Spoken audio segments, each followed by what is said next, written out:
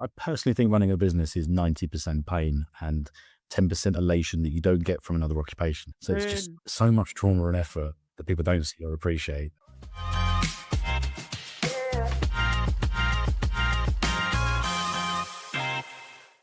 Welcome to this episode of Brand to Scale, the podcast where I sit down with founders and business leaders to uncover the real, gritty, truthful stories behind building a business. I'm Jess, your host, and today I'm joined by someone who spent almost 3 decades in the agency world, helping businesses grow while navigating all the highs, lows, and lessons that come with entrepreneurship. You don't look old enough to have spent 3 decades in agency life. I'm just going to lead with that. But I'm really excited about this one because you and I have been in the same industry for a while, so we know what it's like to navigate all of the challenges that come with that. But welcome, Paul. So nice to have you here. Tell us a little bit about your journey so far, and what you're up to these days.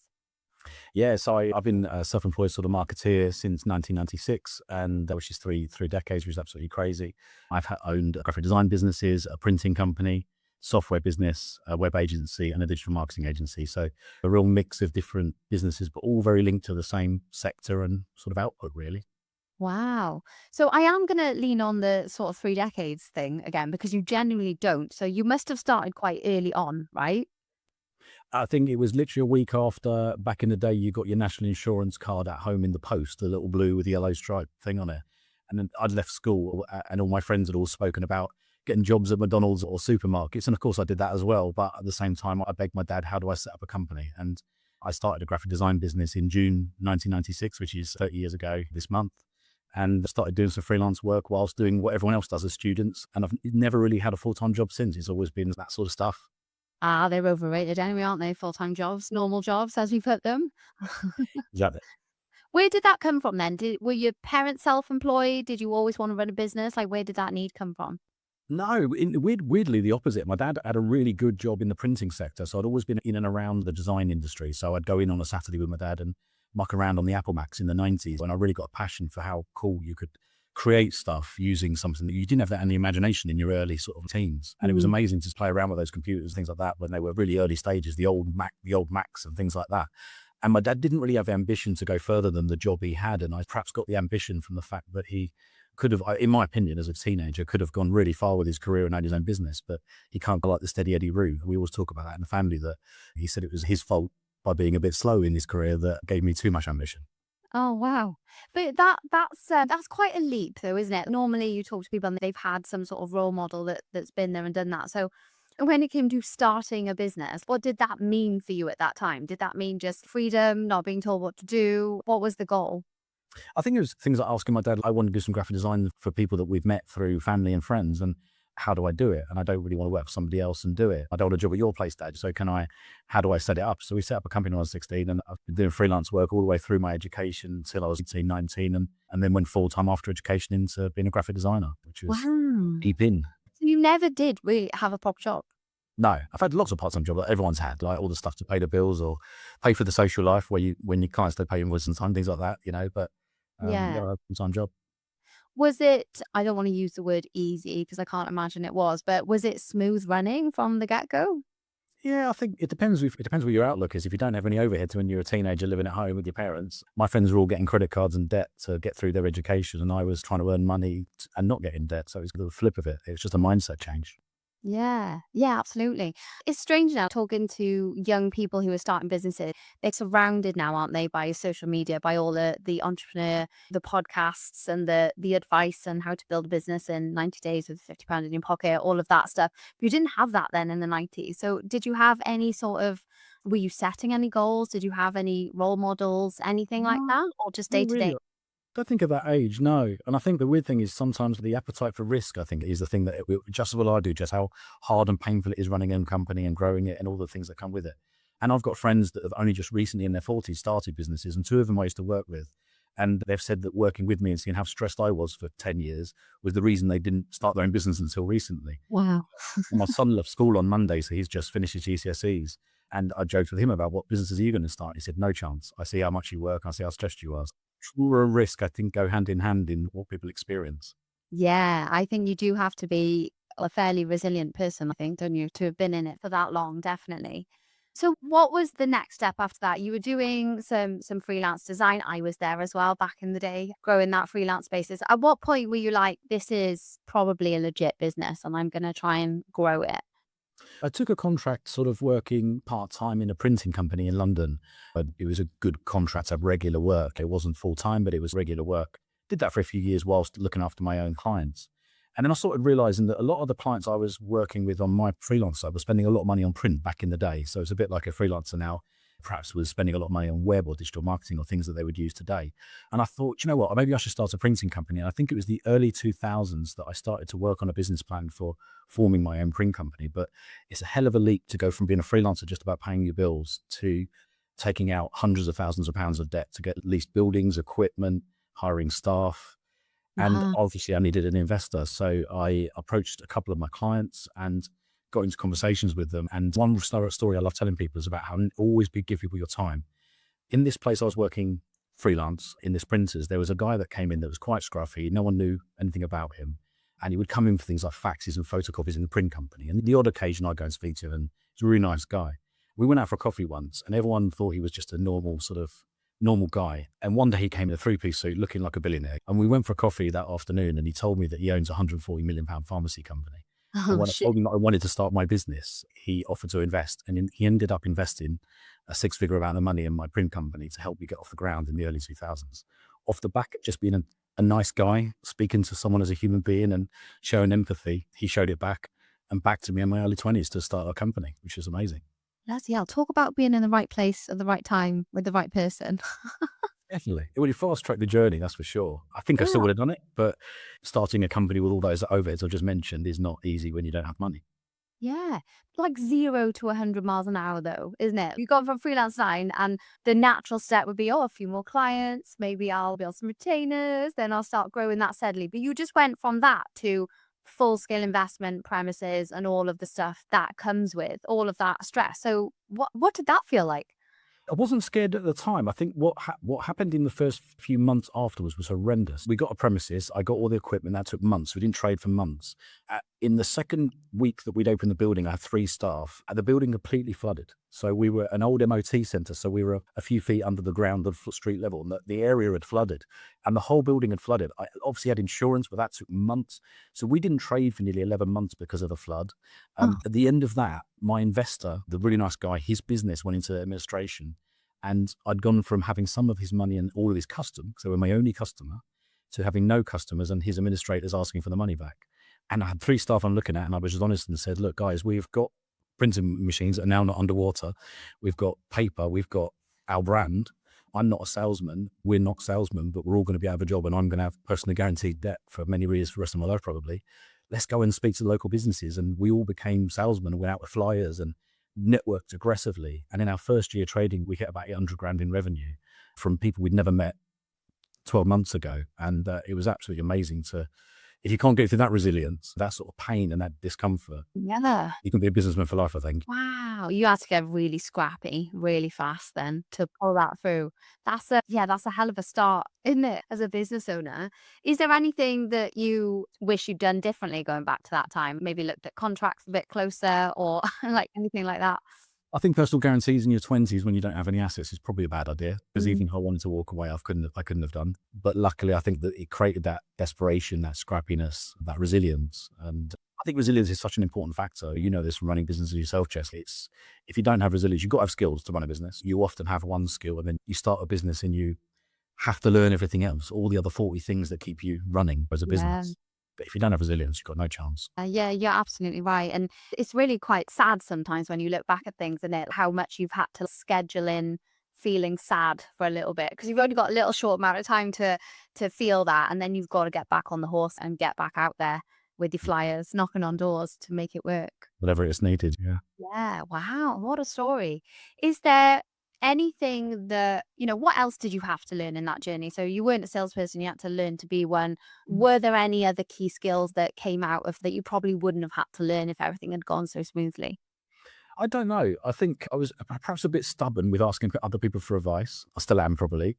So business coaches, I fully appreciate their place in the market, but I find it challenging to work with that within that environment. I think at the time I was obviously asking everyone I knew for help because I was in such a hole, hundreds of thousands of pounds of debt, didn't have any assets, and had to get the business out of the hole it was in. What was great was about a year later, the company that had invested in me came back to the table and we got support. We took it to the next level. But that first year was absolutely horrendous. And you learn a lot about yourself. Yeah. Was there any point where you thought, oh, screw this? Like, it's not what I thought it was going to be. I'm going to go off and do something else, go and work in the printer factory of my dad. Yeah, definitely. I should have done, to be fair, maybe. But I don't know. There was something about, like, I don't know, I had a bit of a mission about the industry as well. I felt like that whole sector didn't have any modern outlook on where the industry was going with communication. And obviously, the print industry isn't a form of communication anymore at all, apart from when you need stuff. But back then, it was still a primary channel of marketing in the early 2000s, 20 odd years ago. And what I always use as an analogy is it felt to me like the whole industry was on a beach and they're all up to their waist in the sand. And the market was saying, come over here and come over here. And everyone's having to unbury themselves and change their processes and look at everything differently. And I was just this young kid with all these problems standing on the surface going, the client wants me to go there, I'm going to go there. So we built web to print systems, it's called, before Moonpig. So we built websites where you could customize things online before Moonpig ever came to the market or existed. And we did that because we were agile. And I think that's an opportunity when you're new to kind of Mm. look at things and go, I'll do it different. I'm going to do this differently. Yeah. Yeah. I think you do have to look at things and think, how can I innovate? And I think that that's really key. I think in these days, especially with all the technology around and the market, the competitors that are just flooding in, you have to be agile and be able to innovate fast, don't you, to move with things. Yeah. Definitely. How did that business end? Did you sell it for loads of money? What was next? What happened? In the end, we funnily enough had an offer from three very big printing companies to buy the company. One of them was Moonpig, and they wanted to buy us because we were ahead of them in technology, and they were spending millions on TV advertising and things like that. But we were building better websites than they had, and they'd spend hundreds of thousands on theirs. So they wanted to buy our resource. And in the end, my investor, sort of the pharmacy company, wanted me to be more in their business as a marketeer, leading their growth. So we ended up becoming sort of part of our investor's company, really. And it slowed down in terms of the external services, which wasn't really the end I wanted, I will be honest. So in a way, I see that as a business failure because it wasn't the vision I had for the outcome. But look, Yeah. how many people start a business wanting to sell it and actually achieve it? Not many. No, not many. No, Not many. not. Did that transition, was that a bit of a struggle for you because you'd done that and built that to where it was, and then you had to let go and go do something else? What was really hard was the staff, really loyal people that had been there since those days of what the hell are we doing? How are we paying the bills tomorrow? Through to the success. We became about a £3 million business and we had dozens of staff. And the early guys, the guys who were faithful since the beginning, obviously once they saw that business change and us essentially becoming a department of our investors, it's the appetite for the mission we were on evaporated. So it's really hard to see a lot of the team moving on, and it was right for their careers because Yeah. action would go because they weren't on board with the journey. Well, Yeah. that was horrendous seeing your colleagues evaporate. Yeah. Yeah. It's definitely tough when you get attached to people, isn't it? That have helped you build and grow something. Yeah. Know all about that. Is there, so you went in-house essentially at that Yeah. point. You sound like you don't sit still for very long. So how long were you doing that before you're like, no, I'm going to build something else now? I had about a year and a half helping them as running the print side, but also helping their sort of international group of pharmacy and all sorts of businesses. There are about 17 companies in the group, 150 odd million turnover business. And I led up some of the international expansion, moving into European countries. And I learned a lot about that sort of thing. So that's the nearest I've had to a job, was that doing something with a board above me. That was quite interesting. Yeah. But I was setting up things at the side outside of that because I couldn't sit still. At that time, I'd come up with an idea for the printing industry for some software that would automate the entire workflow from a web order through to the couriered box going out. And I could only get to the point of an idea, and I ended up building a relationship with a software house in Germany, and they went and built my idea, and they went and built the platform, and they ended up selling that business for multiple millions to Heidelberg, one of the biggest companies in the industry. I was involved about that much, shall we say, Oh, no. but I couldn't sit still even whilst having that sort of contract. Yeah. So what was that? That's got to feel brutal, right? You had this idea and somebody else has capitalized on that. Again, massive learning, I expect there in terms of, yeah, Yeah. contracts who you get into bed with. Doing things on trust is difficult. Obviously, I'd spend many years, call it a side hustle, but many years. They'd spend hundreds of £1,000s building it, so it's their baby. But the agreement, I was the UK guy, they were the European team. And when a big multi-billion pound company came in and bought them, I thought I would have had a better exit, but I didn't. Oh, ouch. Ouch. Well, what happened next, Paul? Because like this is you've been doing a lot of things. So what was the next bright idea, and did that come off any better? It did, because I enjoyed it. It depends what you want out of life, right? If it's all about money, then Mm. yeah, I fell just in these two stories, right? The two times where I could have had an exceptional amount of money to change my life, but that wasn't really Yeah. what it was about. The thing I did next for a few years was going into printing businesses again as a creative guy and a sales trainer, training salesmen on not selling print, selling more than that. Not selling the drill because they sell print, don't sell print, selling the fact that your customer wants a hole in the wall, right? So how do we help you with that? And that was really fun for a few years. And then I thought, I can't just spend my hours. Hours are limited. I want to start a company again. And I started an agency about 2 years past all these events. Mm. Started an agency again that was primarily building websites for printers because it was a sector I knew and I had a good reputation in that sector. A bit like you with this podcast, I thought rather than having just a traditional marketing strategy, we created an event for the printing sector where we had all the layers of the industry, the press, the manufacturers, the printers, the designers, the buyers, that we run a Mm. networking event in St. Paul's in London every month, had about 150 people a month attend our events. And that was our funnel for our marketing for the agency because we were thought Nice. leaders rather Yeah. than, do you want a website? It was being in position in the market was better than selling, Yeah. and that grew to a big size. That's really important, I think, what you just said there, because I think lots of people are um, struggling with sales and marketing at the moment because of the fact that there's just so much noise out there. And actually going back to being in the room with the right people and getting the people in the room so you can have an actual human conversation with people is just such a great way, isn't it, to build relationships. And just like how that investor happened at the beginning, talking to people, getting to know people, that's where you win really great business, isn't it? So yeah, I think more of that needs to happen now. It's worth your time, in my opinion. I still go to small business networking events and they may not be my target audience, but you never Mm. walk into a networking event room and your target customers in that room. Really rare. Thousands of one chance, billions of one chance. Yeah. But they may know someone that they may like you and they may recommend you. And I think that's why I still go to every networking event I can because whatever I'm doing now, it's still good to build relationships. Yeah, it is. People buy from people that they know and trust is a saying, isn't it? And I think it's so true. And like you said, you've been in rooms and you meet people and you think, oh yeah, you judge people by their covers, don't you, sometimes? And then you turn around and they're like multi-million pound business owner who's built something and you're like, shit, that's a hell of a conversation to have. And there's a lot you can learn from these people as well, not just think about the selling angle. Yeah, definitely. That's really key, and you were, like, at the forefront of that, I think, because that wasn't happening a lot then, and then definitely dropped off then, didn't it, in 2020s? Yes, big time, big time. But yeah, look, meeting people in person and I think finding out what they do and giving referrals is a more authentic way to gain trust than just pitching yourself. Yeah. Yeah, absolutely. It's interesting though, isn't it? Because you are in marketing. So, Mm. that you more than most, there are other ways that you need to be attracting your audience. So do you think that's gonna be really important for businesses going forward? Is that being in the room more than digital marketing or alongside? Like, how do you think that's gonna change? I still think it's the most effective channel is events and meeting people. I looked at the agency's numbers last year and over 60% of our revenue for 3 years in a row has come from free exhibitions that we do, not from all the other things we spend money on. And about another 25% came from personal branding, like just not being a horrible person, producing content that's helping people and Yeah. getting referrals. And there's only a few percent of our revenue that have come from things we're spending all our money on. Yeah.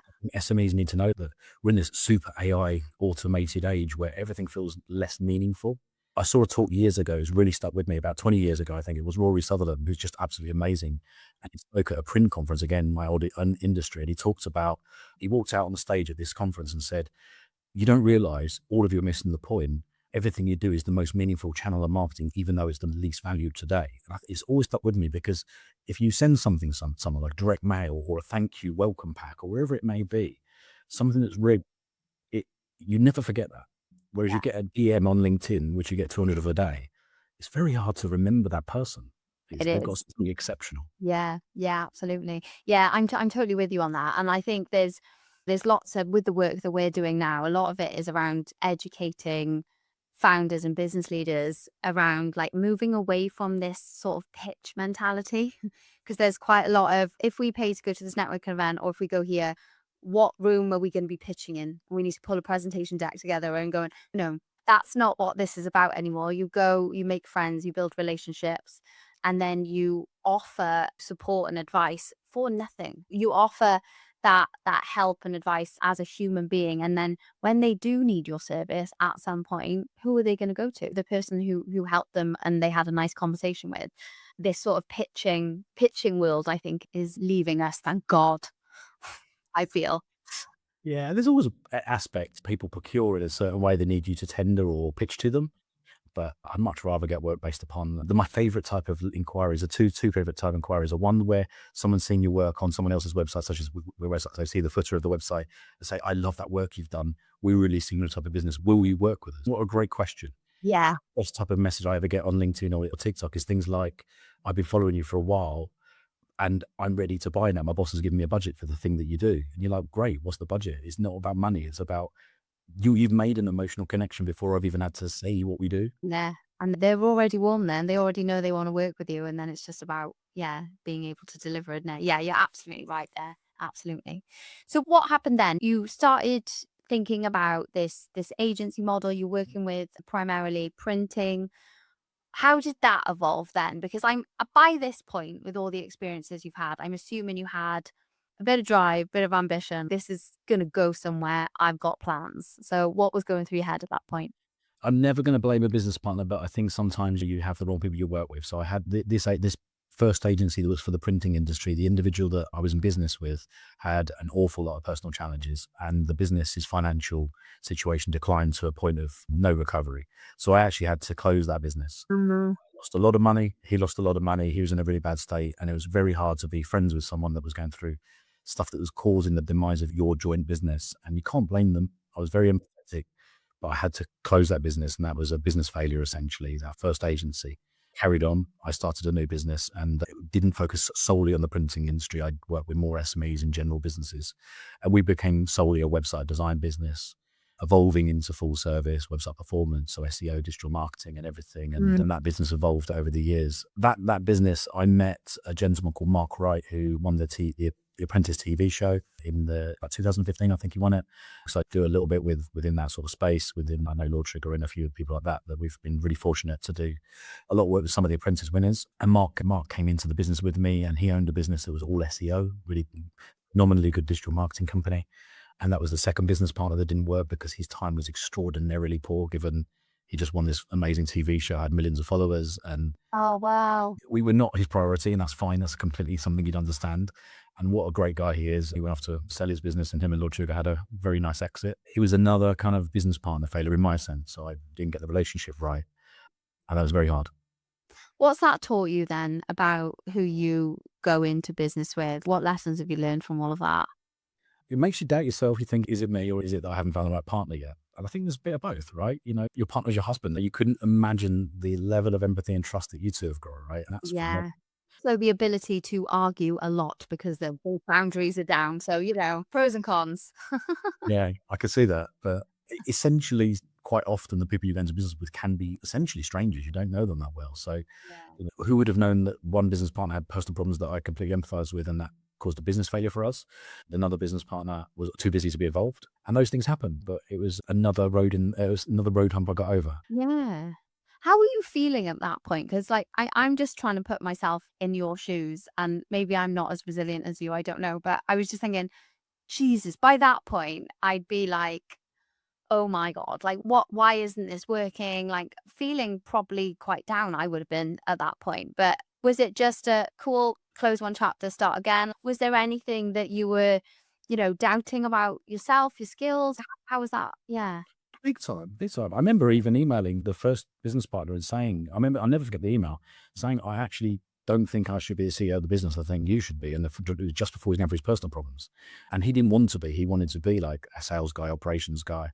But I was looking at all the trying to be self-aware and going, actually, I started X amount of years ago as a designer, didn't know anything about business, had all those pressures and those problems, built a successful multi-million pound business, and then had a corporate occupation. So I have learned things along the way. But at that time, I was really doubting that I had all the skill sets needed to run a successful creative agency. Yeah. And would I be better back on the tools? And I think we all go through that sort of feeling of, Yeah.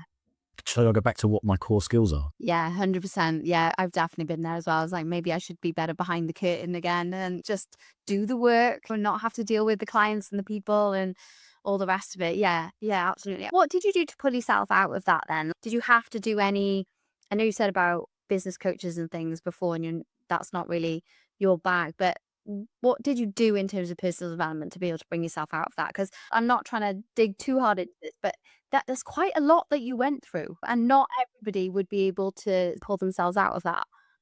Yeah, I think one thing I learned upon was brilliant partnerships. So working with people that you're not in business with, but they're arm's length business partners. So other agencies, other people in the sector that you're in or whatever, and trying to be a sponge and learn everything you can from them. And some of the people I spent time with, unbelievable. I always joke that I've had conversations with 3 billionaires that one was on a call and two were in person. And within a couple of minutes of chitter chat and then probably thinking this kid's going to pitch to me or this lad's going to pitch to me again, like everybody does in their whole careers.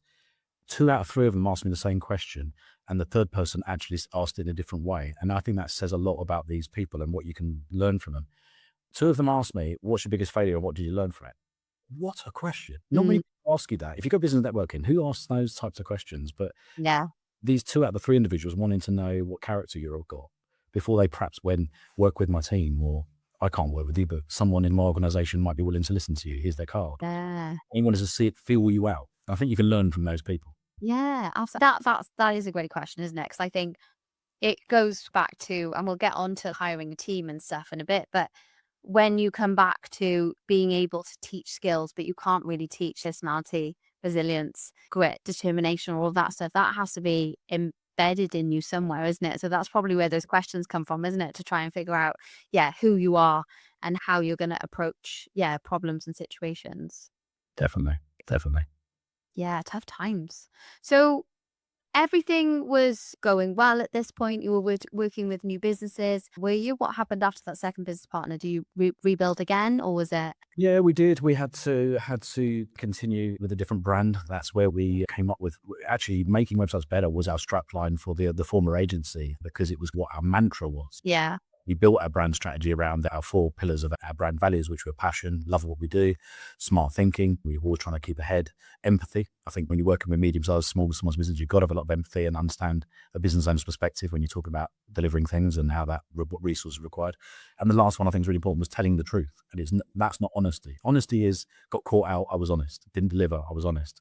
Telling the truth was for us as a culture was if we don't think we can get a result, let's just be on. Let's tell them now yeah, even if it costs us the contracts, the projects.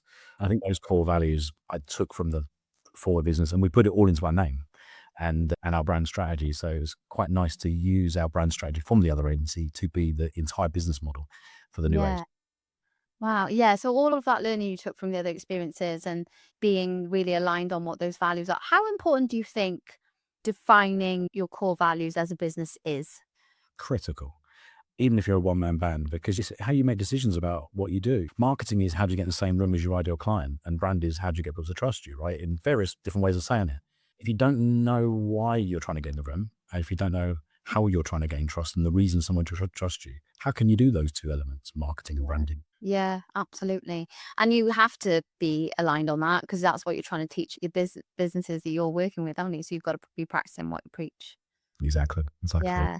So tell me a bit about the journey of that business then, hiring team, like growing that, and challenges you went through there, I imagine. Yeah. Yes, yes. I think it was just after COVID. One of my personal friends is a very, very successful businessman. He has a huge property portfolio, lots of companies. He's a really successful guy. He's my age and is sickeningly successful. I had a heart to heart with him after the situation with the apprentice guy and not being able to stick around. And he said, "You've got a really good business, Paul, but you're not a good businessman." And I thought, fair play. You got to try and be self-aware because you're not good with finances. You're not good with HR. You're too soft with the staff. You'll pay people too much and you won't discipline them and things like that. All things he'd seen as a friend of my business. He said, "Look, Mm. I'll buy in." And he invested in the business and helped me sharpen up a few things because I think there's Jess, you love your team, don't you, when you run an agency? They're an extended part of your family when people have been working with you for years. It doesn't matter about hierarchy. It's trust and it's who you like working with. So I was always too nice. And my wife often says my gravestone's going to say, "Here lies Paul Warren. He made everyone else rich." Oh no. If money motivator, Oh no. I'm sure you're going to change that. I'm sure you're going to change that going forward. If that's what's important to you, if obviously. that's Yeah, what's involved. definitely. So you had help at that point, and I think you're right. That is important, isn't it? Because I had similar challenges because you can't be good at everything, and you do have to be in all of these areas of growing a business when you're doing it. And like you said, being self-aware enough to go, I'm great at this bit, I'm not so good at this bit, I need support over there is really critical. And so having that partner or collaborators working with to fill in the gaps that you can't fill is really crucial. So he did that for you. Big time. Yeah. I was always, what it made me realize I was too emotional about everything. So I would go, we've delivered this great campaign or this amazing project, and isn't it great? Let's brag about it. Let's tell our friends and families, put it on social media. Look at this great thing we've done. And I was emotional about it, thinking Mhm. that, isn't it great the client's happy? The emotive parts. And he was like, no, number one is, did we make any profit on the project? Let's unpick the project. And number two, what was the commercial outcome for the client? So he really started to teach us culturally about, sure, be emotive, it's great, you're an agency, of course you're creative, right? But ask the client, did they make money? Ask the client, did the campaign give them a return on investment? Did the Yeah. website increase their leads? So he was very good commercially for me. That's brilliant to have that other side. Yeah, you always need someone who's good with the numbers, don't you? And someone who's going to be having that creative flair. Yeah, definitely. That's great. So you had that support going forward. This time business partnership was going well. After everything you've learned. Growth and evolution of that business then. Were you cautious because of all the experiences you've been through before, or you were just like full steam ahead, let's make this? Yeah, so I don't know if risk was the wasn't in my DNA or something at those points in my career, but I think kept pushing was the thing. And I think you Yeah. realize sometimes there is a time to breathe and look at your business and go, it's all right as we are for a while. We can maintain this and build Yeah. reserves and be ready for the next stage when it's the right time. Yeah, absolutely. You're clearly very driven and career focused. Was there any time for, since that time in the 90s, to have a personal life and build it that way? Were you good at work-life balance? Are you? No, no. No, I met my wife when I was deep into the printing business, and she lived in South London. I lived up in Hertfordshire, and she would reverse commute to Hertfordshire to see me all the time. And often she'd come into the printing company, and our evenings would be me running a machine or making sure something was going out for delivery in the morning whilst we ordered a takeaway, and she's just pottering about, sometimes having a drink in the factory. And some of our social life was very linked to the business. In dating, literally, the sixth date might have been at my company. It was crazy. Wow. She must have really liked you then. That's all I'm So, going to say. poor girl. Trauma for 17 years since. But even having kids, I think it's great taking them to work and having that culture and that environment. Yeah, and obviously they're seeing what you didn't see growing up, somebody building something from scratch and hopefully inspiring them rather than the opposite what you had, which was, yeah, nobody wanting to do it. Or putting them off, like a lot of my friends have said, oh, I wanted to start a business, but I was thinking how much pain you've been through. So yeah. Yeah, yeah, I can see how it would put people off, like when you see it from the outside. My favorite is when people say things like, "Oh, it must be so nice running your own business. You can choose your own hours and get up when you want." And you're like, "No, it just means that I have 15 different bosses, depending on how many clients you've got on at the time." And yeah, working all hours, all week. It's not, yeah, it's not. I personally think running a business is 90% pain and 10% elation that you don't get from another occupation. So it's just Mm. so much trauma and effort that people don't see or appreciate. A quote I heard in my teens that I loved was, and it doesn't it implicates money, but I don't think this is what it was about for me, was it was living a few years of your life like no one else is willing, so you can live the rest of your life like no one else can. Mm, Apply wealth, but I don't think that was what I took from it, was like trying to get rich. It was more just I wanted to create something, and still do. I wanted to create something yeah. that makes a difference.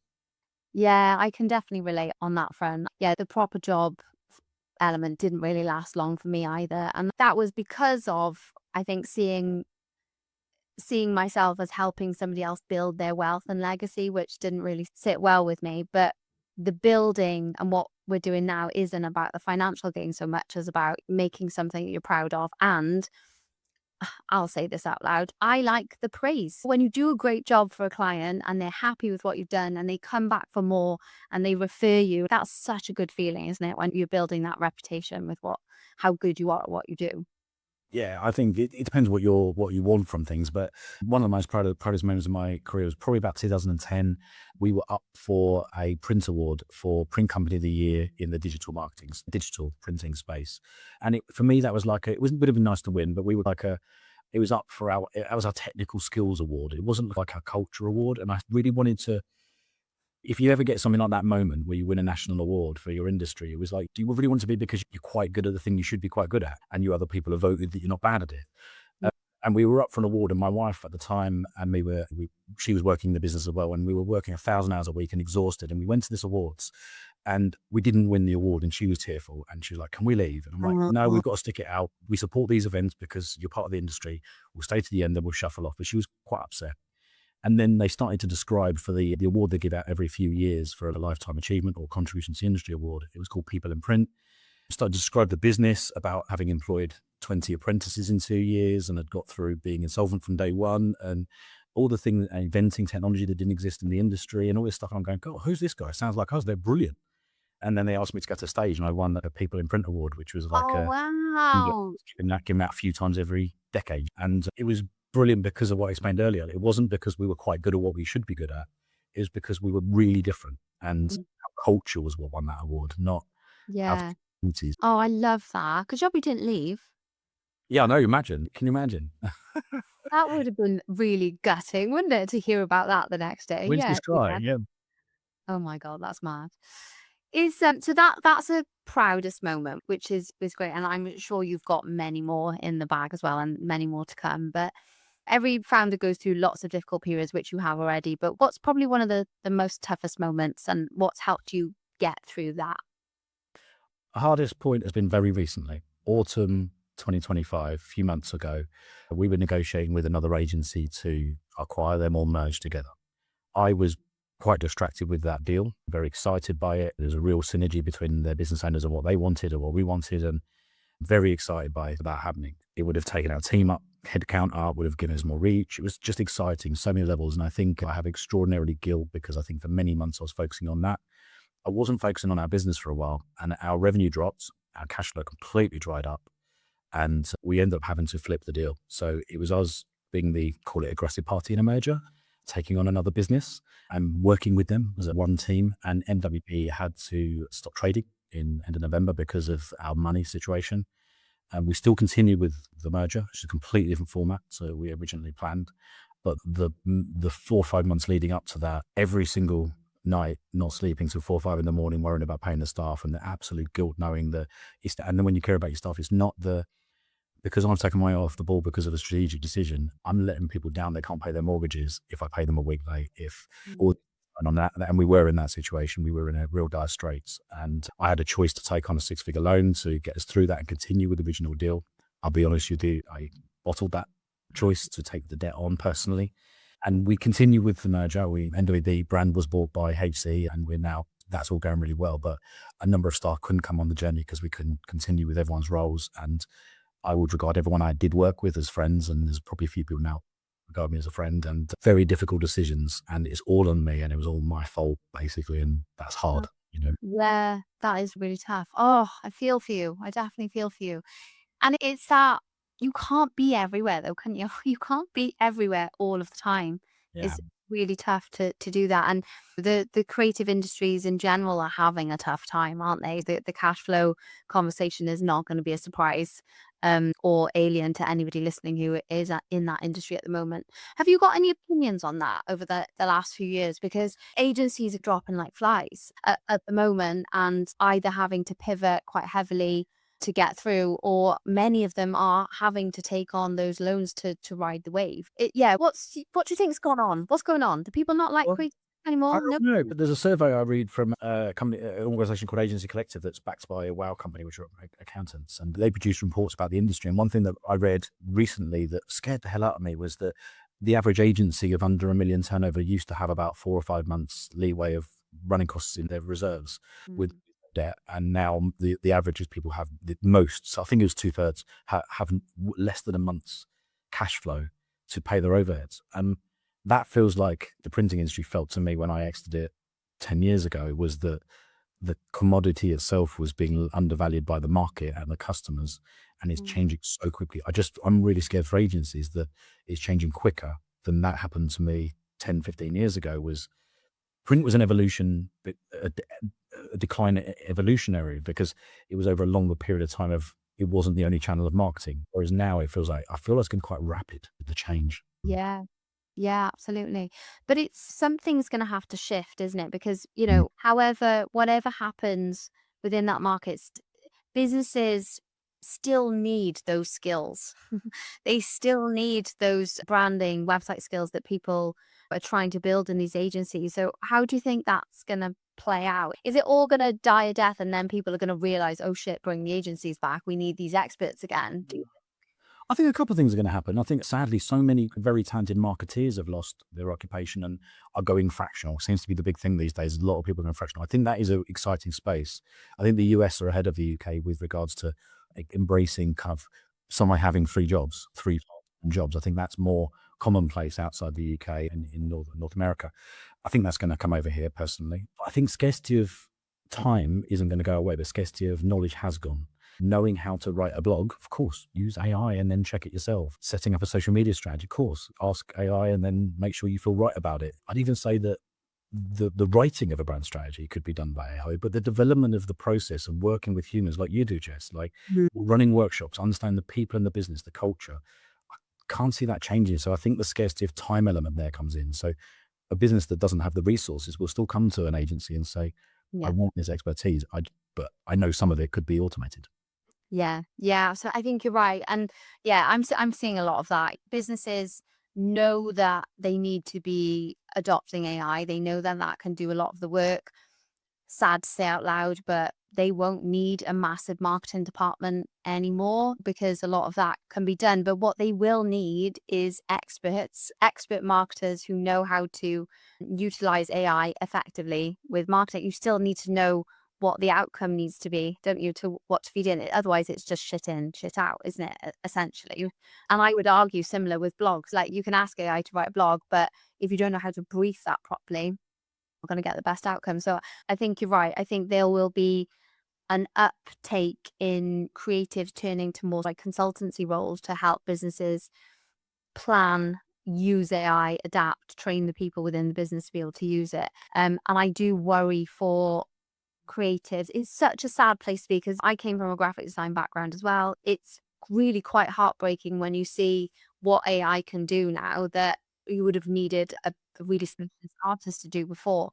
But I really worry for those creatives who are still rejecting it really heavily, because if you can be a really fantastic graphic designer, but be able to utilize AI to make the work faster and more efficient so you can do more of it, you can use that and charge accordingly if you're an expert in both those things and be able to up your volume of work, charge more. There's other things that I hope creatives are going to think about before they just go into a completely different role.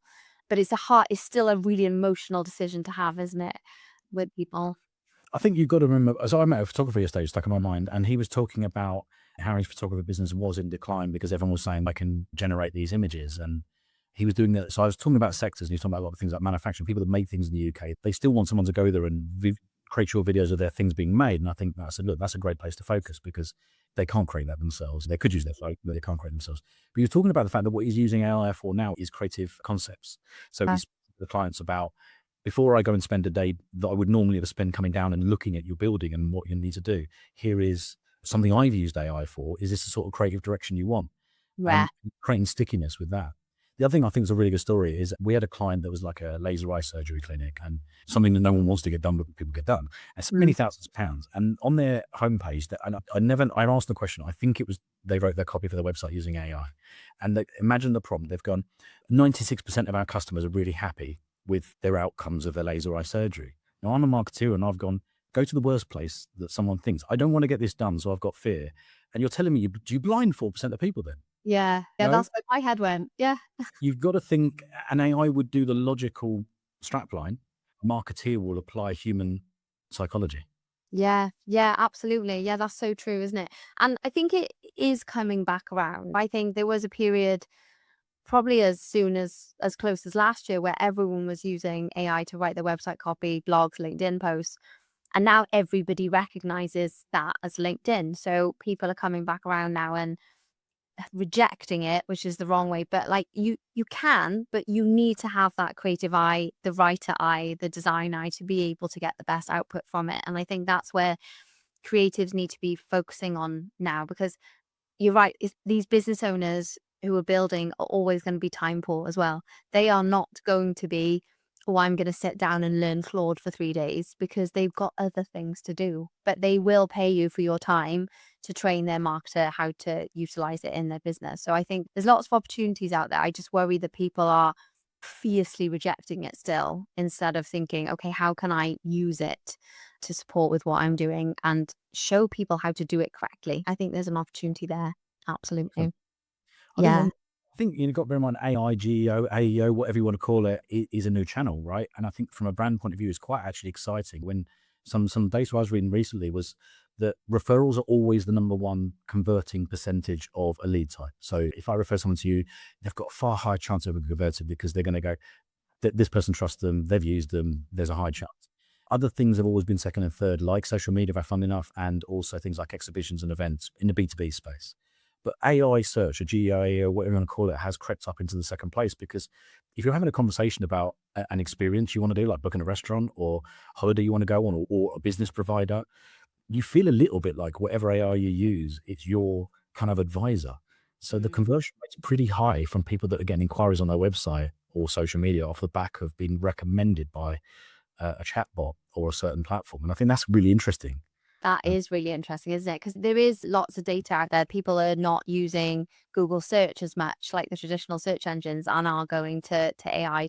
I did it the other way to look at planning a trip. That's where I went first, because that's where I thought all the easiest information would come from. So in terms of that, then, like, how, if a business is listening and they're like, oh shit, is that the same as SEO? Do we need to go and talk to an SEO agency, or is it a different sort of service? It's very similar. The core principles are extremely similar, because obviously, look, Google are the head of the race, right? So their Gemini now is head of everything on. If you search for anything, Gemini's 95% of the search results will show you a Gemini answer before map listings or pay per click or anything. As the leading search engine, they're ahead of it. And you've got to convince their algorithms that you're the leader. What we're seeing is, I don't understand, I'm not really an SEO person, but EEAT is far more important, the sort of framework of SEO, where it's more about trust. So if AI is going to recommend your business or your brand or your service or your products or whatever it may be to solve a problem of the query, but it's listening a little bit more to trust signals in the market. So whether that might be reviews or social proof. Yeah. I think that's going to extend, because if you think about it, if AI is given an answer of one, maybe some others, but really an answer of one, it's got to know that other people like the product or service or solution. And I think it's going to, over the years, listen more to consumer feedback and data touch points that aren't just, did this guy write 40 blogs last year? Yeah.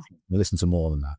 Yeah. Yeah. It's a fascinating time to be in, definitely. And it'd be interesting to see what we're talking about next year, because things are moving that fast, aren't they? Yeah, absolutely.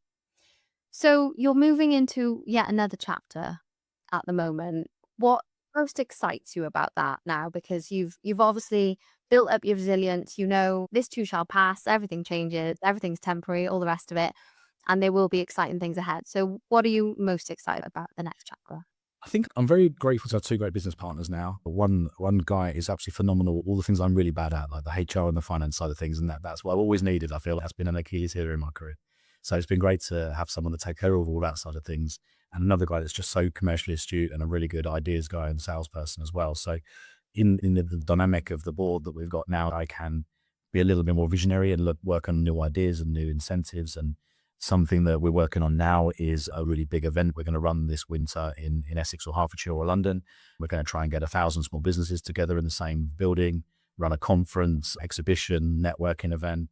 And we're not looking to make money out of it. We're just looking to educate people, support small businesses, and give them all the things that our network knows.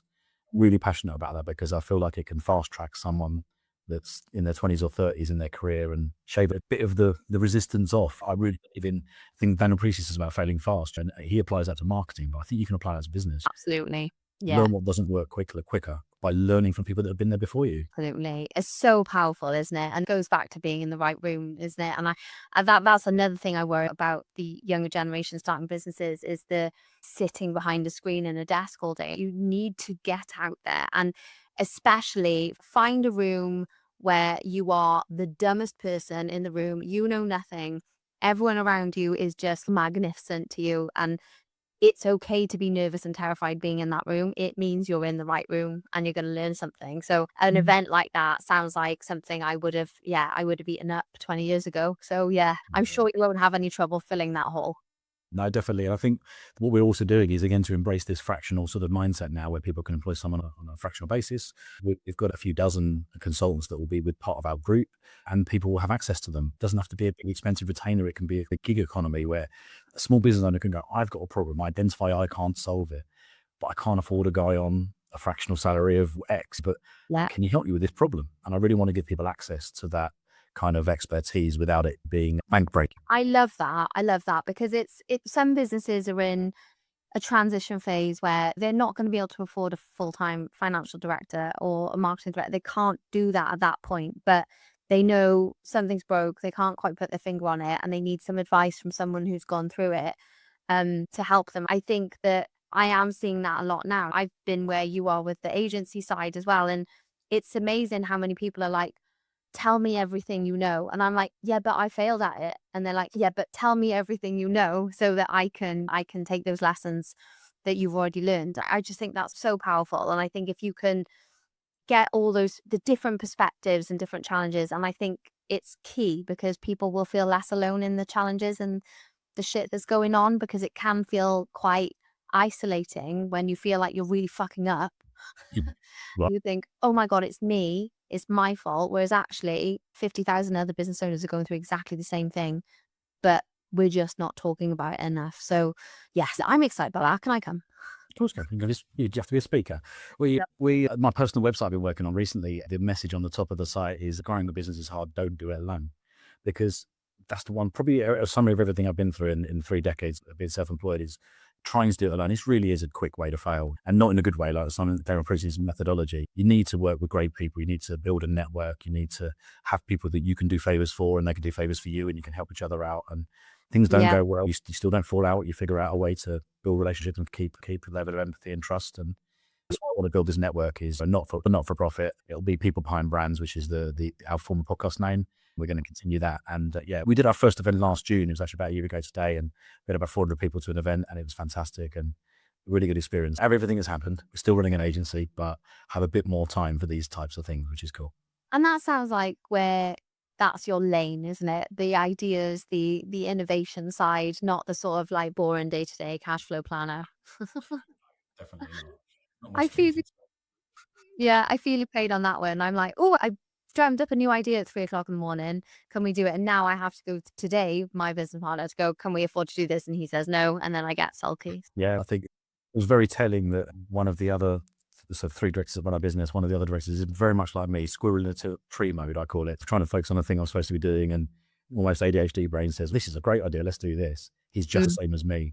But the CFO put in a 3-vote system on many important topics in our shareholders agreement. I think it was because he realized that one of the 2 of us, or 2 of the 3 of us, are always going to have a random idea that's going to distract us from our lane. That's why CFOs exist. But I do think that what's the word? Idea generation, the spontaneity, the excitement levels. I think that is just a typical trait of someone who ends up running their own business or being an entrepreneur. I think you do have to have that fall down, get back up again, new idea, change, and keep going, definitely. And the more conversations I have like this, the more I realize that. And now I can spot that person a mile off. I'm like, you run your own business, or you have done. I can tell by your personality. Or if you haven't, you should be. Yes. Yeah, definitely. If you could give one piece of advice then for perhaps a young business person that's starting an agency, or they're early on in a creative career and they're thinking about starting a business, what would you say to them at this point? A couple of things, really. I think a partner, just work with everyone that you feel that could be a partner. You don't have to make 100% of the profit that you generate, the revenue that you generate, right? So partner with people that do things you don't do, learn from them. That's a really big thing I've learned, is to don't say you do everything. Maybe you sell that you do things, but partner with people and learn from that process, and hang out with people where you want to be. Try and get into events and ask questions. I've been very fortunate to work with people like Lord Sugar through the years on some of the apprentice winners and things like that, and many of the group's businesses. And that came from going to an event where I put my hand up and asked a question, and they didn't want to answer it. Funny enough, at the event, they took the microphone off me, but I got to go behind the curtain and have a conversation with the man himself, and had a relationship for 1.5 decades. I think putting yourself out there is the one trade for partnering up. Put yourself out there and partnering up. I love that. I had a similar experience actually at a conference, and we did land quite a big client from it, from raising your hand and asking a question. And since that day, I think that was about 15 years ago now, I always ask a question at a conference or event or a panel interview, because even if you don't know if there's an opportunity there, or that's someone you want to spend time with and ask questions to, they remember you a little bit more when you go up to them afterwards at the drinks reception and be like, hey, and they're like, oh yeah, you asked a question. And then you can start off that relationship. So there's a free tip to everyone. Make sure you ask a question at every conference and event, and you never know where that might lead. 100%. I think, Yeah, we're born with 2 ears and 1 mouth, right? Obviously, you've got to talk about what you want to talk about, but you've got to listen and absorb when you're younger. absolutely. And I think just ditch that pride and ego, I think, as well, is a really important one. I think you don't know everything. You never will know everything. So go out there and be curious, and and speak to people, definitely. It sounds exciting, though, Paul, and it sounds like you've got your head screwed on. That sounds really patronizing. No, no, definitely, yeah. You know that some things work out, some things don't, and you know how to take those learnings and move forward. I want to tie it back to the alchemy theme, as I normally do at these podcasts. So, if you had a personal alchemy formula for success, what would the one ingredient be, and why? Cool, what a question. Oh my goodness me. So you related to branding, or I think At life, like any lessons you want to impart. it sounds a bit like a BNI strapline, but give to gain. I really believe in building relationships based upon finding out what people want to do, who their ideal clients are, and generating referrals. I think that's a great way to build trust and relationships.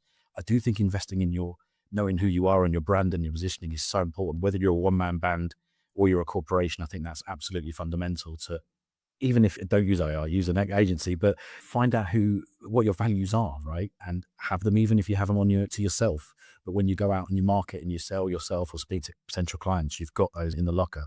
I think they'd be really important. Love that. Thanks, Paul. Really appreciate your time. Super. Thank you. It's been great. We'll have to do a chapter 2 and see what you've been up to about a year from now. Sounds good. Sounds really good. Superb. Thank you so much for listening to this episode of Brand Scale. Look out for another episode dropping very, very soon.